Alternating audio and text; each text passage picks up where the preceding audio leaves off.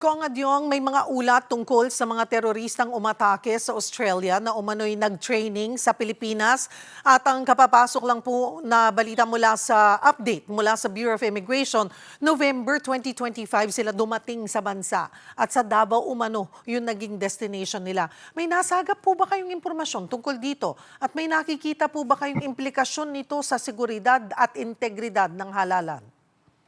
Well, sa ngayon, I just learned about that last night, 'no. Nakikiramay po tayo, sa mga nasawi o naging biktima nitong karahasan na ito. It should not happen anywhere in the world. Ang pangalawa, ang aking ninanais, that's why we are actually pushing for a much bigger, much activated na intelligence report.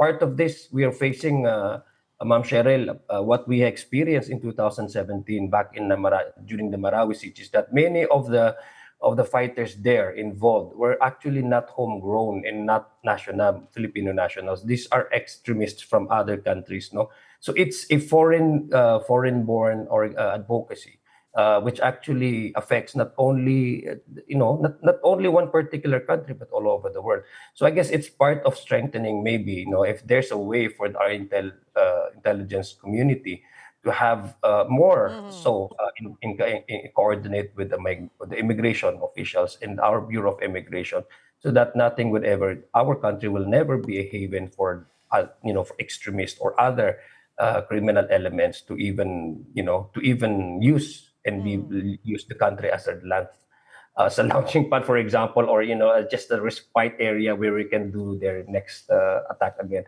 So tama, it's a global issue. Naging nagkikipag-ugnayan po naman talaga tayo sa DFA kung meron pong naging biktima na Filipino, no. So far Okay. wala pa naman Wala po pa at naman po, apo. wala pa naman po Apo. nasabi. So it's Kong a security matter that concerns all over the world over.